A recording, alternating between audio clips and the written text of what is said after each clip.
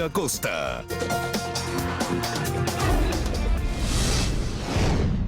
Amigos, muy buenas tardes. Aquí empezamos con la información. Los jueces constitucionales Richard Ortiz y Ali Lozada todavía no presentan el proyecto de dictamen sobre el pedido de juicio político en contra del presidente Guillermo Lasso. Belén Merizalde está en la Corte Constitucional a la espera de lo que allí suceda. Hola Belén, muy buenas tardes. Cuéntanos por favor, ¿hay novedades? Hola María Gracia, amigos televidentes, muy buenas tardes. Pues hasta el momento no hay ninguna novedad, hemos estado pendientes. Lo que sí hay es mucha expectativa de cuál será la posición de los dos ponentes en este nuevo proyecto de dictamen que deberán presentar a la Secretaría de la Corte Constitucional. Y recordemos, posterior a esta presentación, el presidente Ali Lozada deberá convocar inmediatamente al Pleno de la Corte para que allí se revise el proyecto y posteriormente se tome votación. Se requieren 6 votos para poder aprobar el proyecto de dictamen. Nosotros les hemos preparado un pequeño resumen de lo que ha ocurrido desde el día en que entró aquí a la Corte Constitucional este pedido de juicio político en contra del primer mandatario. Veamos. Han pasado ya 5 días desde que la Asamblea presentó ante la Corte Constitucional el pedido de juicio político en contra del presidente Guillermo Lasso. Teresa Núquez fue la jueza que resultó sorteada para elaborar el proyecto de dictamen. Se sabe que en él recomendaba no admitir el pedido de juicio político. Los jueces Enrique Herrería y Carmen Corral votaron a favor, mientras que los jueces Ali Lozada, Richard Ortiz, Joel Escudero, Carla Andrade, Alejandra Cárdenas y Daniela Salazar lo hicieron en contra. Al no contar con 6 votos necesarios para la aprobación, la Corte resorteó entre los jueces que votaron en contra y dispuso que esta vez sean 2 los ponentes por tratarse de un tema de alta complejidad. Es así que Richard Ortiz y Ali Lozada son quienes deben presentar el nuevo proyecto de dictamen con una tesis contraria. Este proyecto deberá pasar al Pleno, en donde para ser aprobado necesita conseguir al menos 6 votos. Lo que sí podemos contarles es que durante estas últimas horas se han presentado algunos amicus curiae, es decir, terceras personas que están interesadas en formar parte del proceso a través de argumentaciones jurídicas y con ello contribuir a la decisión que tome la Corte Constitucional. Nosotros vamos a continuar aquí en los exteriores de la Corte pendientes de lo que ocurre para llevarles esa información. Ustedes siguen con más desde Estudios Liz. Buenas tardes. Buenas tardes también para ti, Belén. Gracias por ese reporte desde la Corte Constitucional. Los 9 jueces constitucionales deberán votar el proyecto de dictamen del juez ponente respecto de la solicitud de juicio político contra el presidente Guillermo Lasso. María Gracia Acosta nos explica que tienen 3 posibilidades de votación. Los constitucionalistas tienen diversos criterios. Aunque coinciden en que el Pleno de la Corte Constitucional no tiene plazos fatales para el tema específico que tiene en vilo a sectores políticos del país, empezando por el presidente Guillermo Lasso, constitucionalistas esperan que pronto los jueces decidan si aprueban o rechazan el pedido de juicio contra el primer mandatario. Sobre todo explican porque si no se lo hacen el plazo, comenzarán problemas y manipulaciones. Porque ya veremos a quienes quieren que se realice el juicio político decir que hay un dictamen ficto toda vez que la Corte no ha emitido su fallo dentro de plazo. Y los otros, los progubernamentales, nos dirán lo contrario. André Benavides considera que en caso de no resolver pronto la solicitud, no operaría el Ministerio de la Ley. Desde ningún punto de vista operaría el Ministerio de la Ley a efectos de tener un dictamen ficto que admita el juicio político en contra del presidente de la República. Y para el jurista, si no se consiguen votos, deberían volver a sortearse la causa. Podríamos estar en un círculo vicioso o en un loop en el cual estén diferentes jueces analizando el proceso de juicio político y elaborando proyectos de dictamen. Claramente existe un vacío normativo en la Ley de Garantías Jurisdiccionales que lo único que determinaría es que se vuelva a sortear un nuevo juez. ¿A quién le puede resortear? Y vamos a ingresar también a otra polémica. ¿Puede haber otro resorteo? ¿Hasta cuándo se tiene que votar? ¿El caso morirá solo? ¿Hay que llamar a los alternos para que tomen la decisión los alternos? En cuanto a votación, los jueces pueden hacerlo de 3 maneras: voto a favor, voto concurrente y voto salvado. Sería bastante complejo, ¿no?, que no se logre una mayoría. podrían resolver por unanimidad la admisión o la inadmisión del juicio político. Pero también existen otro tipo de votos, como son los votos salvados, cuando tú no estás de acuerdo con la decisión que ha tomado la mayoría, o votos concurrentes, en el sentido de que tú estás de acuerdo con la decisión, pero no estás de acuerdo con la argumentación, con las razones para llegar a esa resolución. Cualquiera sea la decisión de los jueces constitucionales, esta tendrá efectos en lo político, en lo económico y en lo social. Y el presidente de la República nuevamente anuncia que hará pública una lista de asambleístas relacionados con las mafias, lo que en el Parlamento es tomado como amenaza. Andrea Samaniego nos cuenta más sobre sus reacciones desde la Asamblea. Andrea, buenas tardes. Gracias, ¿cómo están? Muy buenas tardes. Si bien los legisladores aquí han hablado de amenaza o de que el gobierno nacional se siente desesperado, y esto tras las declaraciones que dio en Latacunga Guillermo Lasso respecto de que existirían vínculos de la mafia o del narcotráfico con algunos asambleístas y que esto va a poner en conocimiento de la ciudadanía. Lo que aquí han instado los asambleístas al primer mandatario es que ponga la denuncia en la fiscalía si tiene esta información. Esto fue lo que nos dijeron. Yo lo veo como una desesperación por parte del gobierno. Yo creo que tiene que transparentarse todo. Aquí no es cuestión de decir, tengo este listado y cuidado me saquen algo. Es lo que opinan los asambleístas de las últimas declaraciones del primer mandatario en Latacunga. Le iré dando un detalle a todos los ecuatorianos, de cada uno de aquellos asambleístas, para que sepan el listado de sus fechorías, su prontuariado. Y es que no es la primera vez que hace este tipo de anuncios el primer mandatario. La última vez acusó a 5 legisladores de solicitarle cargos y luego pidió a la fiscalía el archivo de este proceso.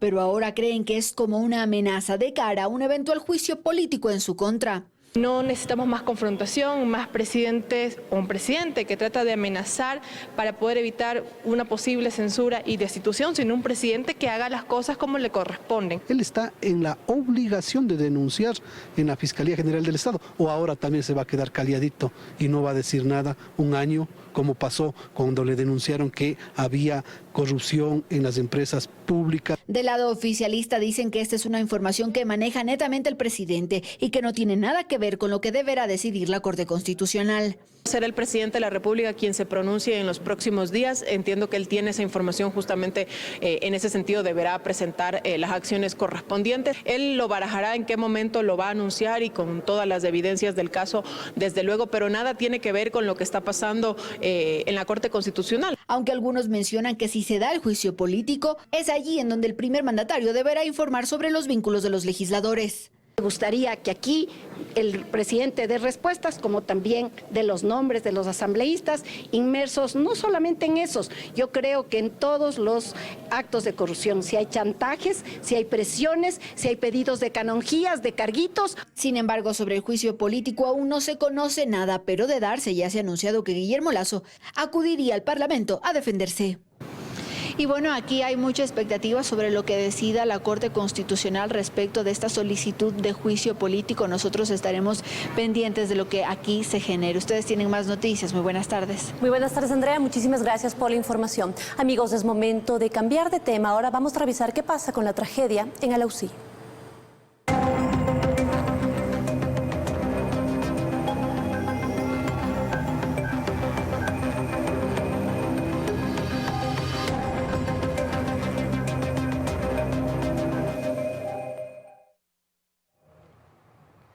La evacuación continúa en Alausí, provincia de Chimborazo, aunque muchos ciudadanos no saben si se encuentran en zona de riesgo. Esto mientras que las tareas de búsqueda se retomaron hoy.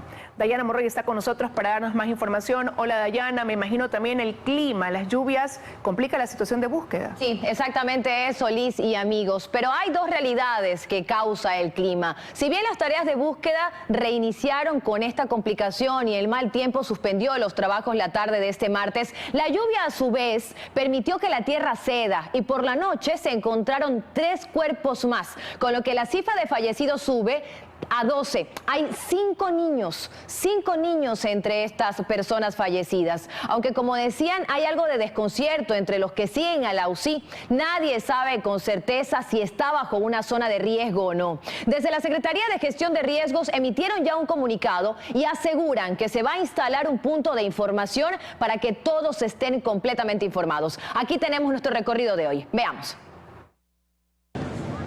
La tierra húmeda daba el inicio a la jornada de búsqueda de hoy tras la lluvia de la tarde de ayer. Si bien el mal tiempo suspendió las tareas de rescate este martes por la tarde y agitó las tensiones entre quienes aún viven en la zona, también ayudó a que el sedimento ruede y que varios cuerpos puedan ser encontrados. Ayer la cifra de fallecidos subió de 7 a 12. Uno de los últimos cuerpos hallados fue el de una niña de 1 año 11 meses. Las familias de los desaparecidos siguen llegando a la UCI desde distintos puntos del país. Pérdida de mi primo, la señora, un hijito, la hijita mayor y 2 nietitos. Entonces llegamos a enterarnos que la casita de mi primo se ha ido a pique, entonces estamos viniendo a ver qué podemos hacer lo humanamente posible. Ana perdió a su cuñado y a sus vecinos. Hoy volvió a su casa a llevarse lo que podía. Era como un temblor bien fuerte y cuando yo veo por la ventana columpiaban todos los cables, digo, mira, que Porfirio, digo a mi marido. Se está quedando junto a su esposo donde un amigo y no sabe bien qué pasará ahora. Lo único que sabe es que en su casa, en la que vivió por 20 años, ya no puede estar. Ver un departamento, también tengo que pagar un departamento, 180, 150, lo último. Para Ana, quien está en la zona cero, no es difícil saber que debe irse de aquí. Pero para José Ángelo, decidirlo no es fácil. Lo encontramos en la noche. A él nadie le ha dicho si tiene que abandonar su casa o no. En su calle todas las casas están vacías. Ángel aún abre su negocio y sigue haciendo pan, pero ya no hay quien compre. Dice que hay un temor que nuevamente sea la continuación del cerro que bajó, de la montaña que bajó, posiblemente que va a bajar el otro pedazo que está ahí. Y por eso la gente se está yendo. Otros de los vecinos que están bajo las otras laderas tampoco saben bien si están en riesgo o no. No han venido a decir nada a nosotros, pero yo casualmente, me quiero irme de aquí ya por motivo que ya sé, porque ya se siente como que algo va a pasar esas cosas. Desde la Secretaría de Gestión de Riesgos emitieron un comunicado definiendo las zonas que deben ser evacuadas, pero no hay mayor difusión entre los ciudadanos, por lo que se comprometieron a instalar una zona de información. Por otro lado, la zona cero ya está delimitada. Hay 220 socorristas activos. Ayer llegaron bomberos del Oro y están en camino más desde Manta. Hay 116 damnificados, 67 desaparecidos y entre los 12 fallecidos, 5 de ellos son niños y 7 adultos de entre 19 y 59 años. Y es importante también que revisemos el polígono de influencia que ya fue delimitado por la Secretaría de Gestión de Riesgos. Incluye los siguientes barrios: Pircabamba, también Búa, Nueva Alausí, lo que queda del barrio de La Esperanza y también el barrio y la comunidad Casual. Además de los sectores que están también en otra delimitación que hace la Secretaría de Gestión de Riesgos, donde ellos delimitan a través de una zona naranja cuáles son las zonas que deben ser evacuadas. Si usted aún está en la zona, debe saber que el punto de información que ya se instaló se encuentra en el GAT municipal. Allí le van a dar toda la información sobre si está en una zona de riesgo y si tiene que evacuar o no. Aquí nos despedimos por hoy. Nuestros equipos siguen en Alausí. María Gracia, tú sigues con más. Muchas gracias, Diana, por la información y la recomendación también. La tragedia ocurrida en Alausí, en la provincia de Chimborazo, fue advertida por sus habitantes e incluso hay registros en video de la preocupación que tenían sobre los asentamientos. Fausto Yepes nos cuenta que José Mullo, un joven influencer, reportaba el evento desde hace varias semanas. ¿Y ahora cómo se encuentra? Miren cómo está Y esto suena, mis amigos, suena, es algo desesperante, me arriesgué a venir acá, esto suena. ¿Sí escucha? ¡Vamos, loco, vamos! Para este joven influencer de Alausí, la tragedia fue advertida y quizá hubo suficiente tiempo para tomar acciones. Una tristeza lo que está pasando en este hermoso y bello cantón de Alausí. Miren ese tremendo accidente que pasa. Sus videos subidos a Instagram y TikTok no solo advierten con gran certeza lo que se venía. ¿Dónde está el carro? Si ven el carro blanco ustedes, ya está partido, yo le voy a llevar hasta allá ya. La cosa es preocupante, mis amigos. Todita esta mesa puede irse, vea. Todita esta mesa, vea. José Mullo estuvo días antes en el lugar al que las autoridades llegaron, pero tarde. Que quieren noticias grabarán. Está sonando, pero por el asentamiento de la tierra. Estamos casi como 300 hectáreas que está en peligro. Hay 5 barrios de... La gente ya no hay pasos y la gente está enardecida aquí que no hace nada las autoridades. Días antes el recorrido fue más extenso. Las grietas de la montaña no pasaron desapercibidas para este joven alauceño que reportaba con preocupación y casi a diario lo que estaba pasando. Está moviéndose, la tierra está moviéndose. Bajo las etiquetas de derrumbe, alausí o desastre, los siguientes reportes de José no fueron sino la consecuencia de lo que se había advertido varios días atrás. La montaña se vino abajo y José muestra el antes y después. Como les mencioné anteriormente, se ha derrumbado todo en estos momentos, mi querido Alausí. Es muy penoso lo que está pasando. Ocurrida la tragedia, José cuenta a sus seguidores que sus presentimientos fueron ciertos, que la preocupación de muchos habitantes de este pequeño cantón tenía sentido. Entonces recopiló los testimonios de los damnificados de esa misma noche y madrugada del deslave. Una oración a Dios por las familias. Ahí está donde estaban los cuisitos, ¿se acuerdan? Los cuisitos, está allá la casita, vea. Acá enfoquemos ya, está allá la casita de donde que estaban los cuyes, vea. Ahí está, ¿se acuerdan? De oficio pastelero, influencer por afición, José Mullo ha sido pieza clave en la información local sobre una tragedia que, aunque inevitable, se advirtió y pudo dejar menos víctimas. Pese a que hace días se declaró la emergencia en Caluma, provincia de Bolívar, todavía no llega ayuda a la zona por parte de las autoridades. Esta medida se tomó ante las intensas lluvias que se han registrado en los últimos días. En el sector se han reportado grandes pérdidas materiales, incluso la infraestructura de una escuela ha resultado afectada. Maquinaria ya se encuentra en la zona para realizar las respectivas labores de limpieza. Posiblemente este viernes el presidente de la República, Guillermo Lasso, visite este cantón. Más de 30 zonas a nivel nacional están en peligro ante posibles deslaves. Así lo advierten autoridades de algunas provincias y cantones de la Sierra y Oriente del país. Paul Coello preparó un reportaje con los detalles. La tragedia ocurrida en Alausí deja en evidencia los riesgos que existen en otras zonas del país sobre posibles deslizamientos de tierra de grandes magnitudes. Los registros oficiales detallan que existen a nivel nacional más de 30 zonas en peligro, ubicadas principalmente en la Sierra y Oriente del país. Como ven la magnitud del derrumbo, se fue toda la montaña abajo. Tenemos en Loja algunas laderas que están en riesgo, como por ejemplo el caso de Ciudad de Victoria, que es un tema que el municipio ya lo está tratando. Otro tema importante que se está monitoreando fundamentalmente son las vías. La zona 7, que comprende El Oro, Loja y Zamora Chinchipe, es una de las más afectadas y que están en inminente riesgo, no únicamente por los deslizamientos en masa que constantemente se registran en las carreteras, sino también por los hundimientos producto de la minería ilegal en Zaruma. Sí, hacer un llamado a la población a que también guardemos las normas respectivas de convivencia. Eso es importantísimo para poder manejar de una mejor manera el riesgo dentro de nuestra jurisdicción.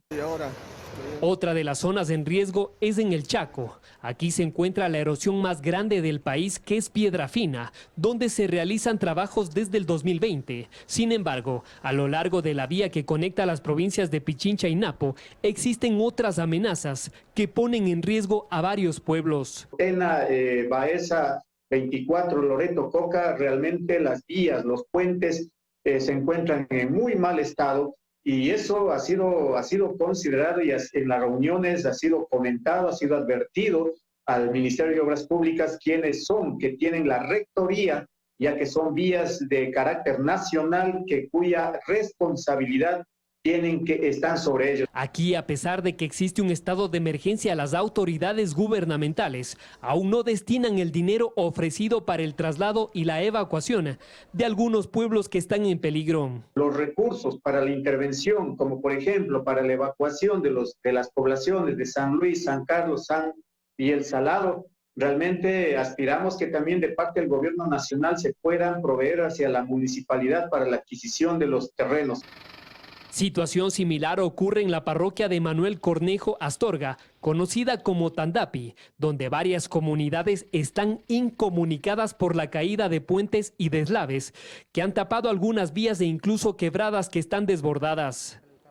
Varias comunidades aisladas, recordando que Cornejo Astorga tiene cerca de 27 comunidades y 10 barrios, al cual como gobierno pequeñito que somos intentamos dar la mayor atención en el tema de vialidad y también ponerles a buen recaudo cuando existen estos desastres naturales. Mientras que en Cotopaxi existen alrededor de 15 zonas en peligro, donde el año anterior ya se registraron deslaves y desbordamientos de ríos en el cantón Sichos. Supimos alertar con tiempo a la población y tomar las decisiones como son las evacuaciones forzosas a la ciudadanía. Pérdidas materiales la tuvimos, pero de vidas humanas no. Según expertos, Ecuador se encuentra en una zona vulnerable de la región donde existen asentamientos humanos a lo largo de su territorio, en sectores montañosos que ponen en peligro aún más la vida de las personas que se niegan a abandonar estos sitios.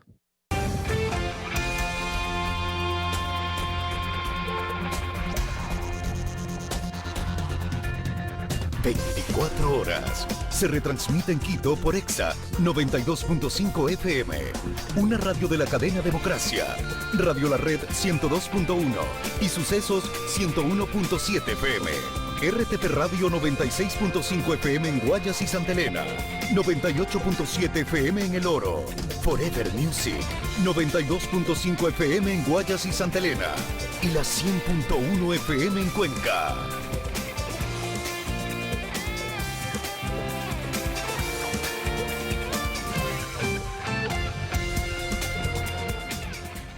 Continuamos con más información. La limitación de las capacidades de supervisión de la Contraloría sobre entidades financieras que manejan recursos públicos facilitaría el cometimiento de irregularidades, según especialistas. Carlos Acoto conversó con ellos y nos explica más en la siguiente nota. El decreto 695 que reforma el reglamento de la Ley Orgánica de la Contraloría y que ya está en pleno vigor. Es solo comparable con la reforma constitucional que en 2015 eliminó la auditoría de gestión de esta entidad y que en 2018 fue declarada inconstitucional. Así lo considera Jorge Peñafiel, especialista en Derecho Administrativo. El expresidente Correa lo que pretendió hacer es quitarle de la auditoría de gestión a la Contraloría General del Estado precisamente para impedir el control, ¿no? Y ahora vemos una práctica similar en el sentido de quitarle y mermarle el control de los recursos públicos en entidades privadas, pero de las entidades financieras.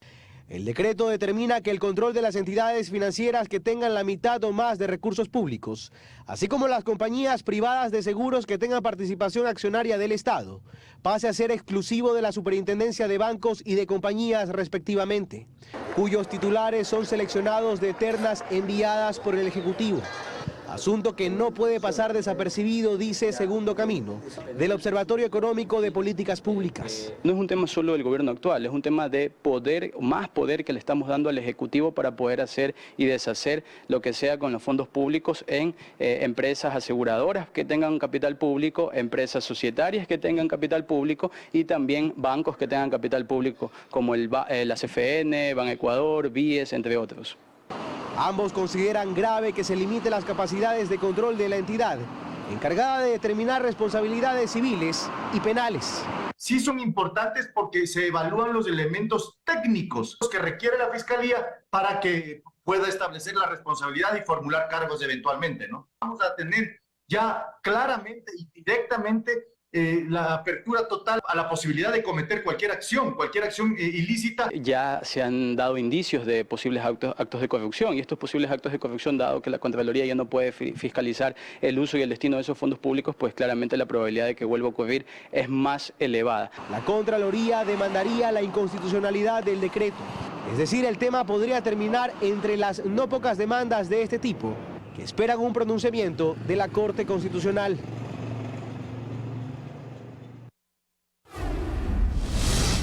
El asesinato de la directora administrativa del Hospital Teodoro Maldonado Carbo de Guayaquil ha derivado en varias renuncias de funcionarios de esta casa de salud. La funcionaria fue acribillada por sujetos que le interceptaron cuando salía de su trabajo. En los exteriores del hospital está Luisa María Heredia para ampliarnos la información. Luisa María, adelante, buenas tardes. ¿Qué tal, compañeras en estudios, amigos televidentes? Muy buenas tardes. Y en efecto, vía Twitter, la Fiscalía General del Estado dio a conocer que inició ya de oficio una investigación por el asesinato de la directora del Hospital Teodoro Maldonado Carbo, a cargo del Instituto Ecuatoriano de Seguridad Social, perpetrado la noche de este martes, muy cerca de aquí, de los exteriores del hospital. Funcionarios del ente acudieron esta mañana a esta casa de salud para recabar elementos de convicción e indicios, además de tomar versiones a los funcionarios que trabajaban con la hora Oxisa. La víctima, de 34 años de edad, recibió varios impactos de bala. Veamos la siguiente nota.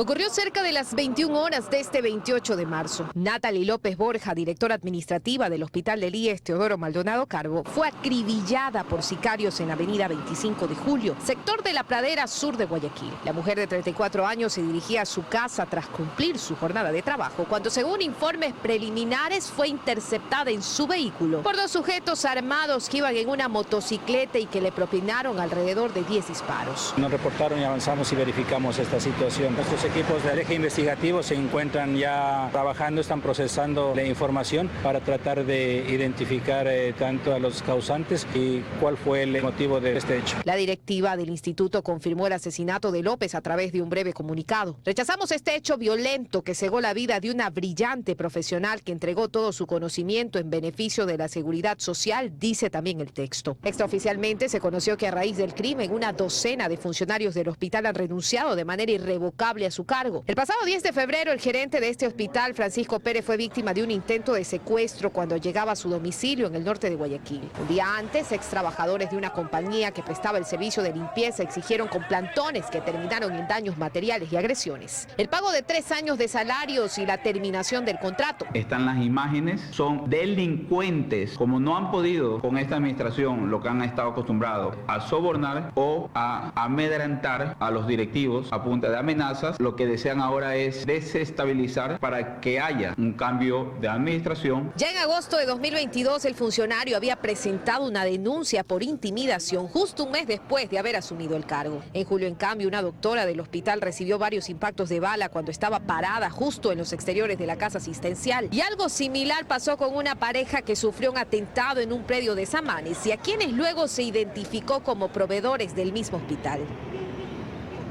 Tras el asesinato de Natalie López, quien era ingeniera en comercio y finanzas y tenía una maestría en educación, la Policía Nacional desplegó a elementos de sus unidades especializadas a fin de dar con los responsables. Hasta el momento se han realizado cerca de 10 allanamientos, aunque sin éxito. La Fiscalía General del Estado confirmó en su tuit que no hay detenidos por este caso. Esa es la información por ahora desde acá, los exteriores del Teodoro Maldonado Carbo al sur de Guayaquil. Continúan ustedes en estudios con más noticias. Muy buenas tardes. Buenas tardes, Luisa María. Gracias por ese reporte. Estaremos...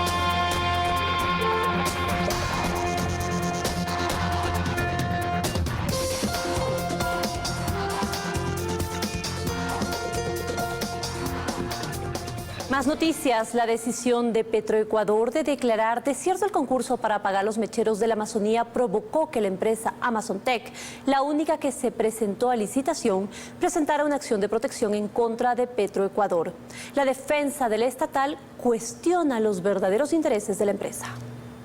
Luego de anunciar 10 días antes que efectuarían una acción legal, los representantes de la empresa Amazontec y la defensa de Petroecuador comparecieron en una audiencia en la que explicaron los argumentos por los que Amazontec busca que la justicia obligue a la estatal petrolera a otorgarles el contrato de apagado de mecheros. Solicitamos que se acepte la presente acción de protección, que se declare que Petroecuador a través de su omisión ha vulnerado los derechos constitucionales, que se ordene que el proceso de contratación concluya en un término perentorio de 10 días. Para esto expusieron en la audiencia razones como la necesidad de realizar este procedimiento para evitar la controversia de la quema de gases en la Amazonía, que, como ratificó la justicia, es una amenaza contra la salud de los pobladores. Ya se ha causado un daño, ese daño debe ser remediado o restaurado. Sin embargo, la defensa de Petroecuador explicó que este no sería el interés. Es evidente que la real pretensión de la parte actora antes que la defensa de los derechos de la naturaleza, es que sea declarado como adjudicatario del proceso de licitación.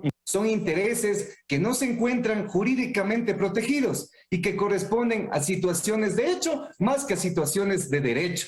Por tanto, pueden ser modificadas o extinguidas sin que esto, señores jueces, implique vulneración de derecho constitucional alguno. Y expusieron que 112 mecheros de los 400 existentes ya han sido apagados y sin ninguna resolución de por medio. Y tampoco por presión de una empresa que fue la única que presentó una oferta en un proceso que se declaró desierto. Señores jueces, los mecheros apagados se encuentran en los bloques 31 y 43. Producto de la eliminación de los mecheros, el gas asociado al petróleo es transferido por gasoductos hacia las estaciones de proceso